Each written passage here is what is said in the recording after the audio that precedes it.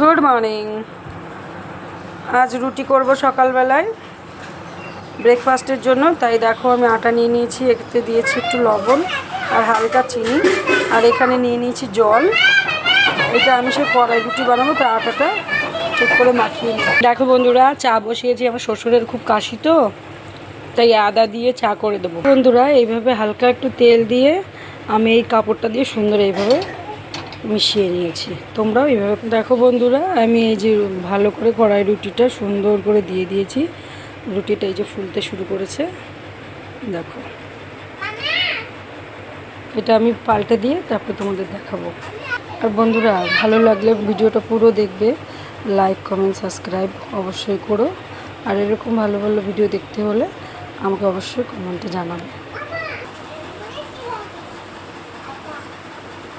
চেকো চেকো।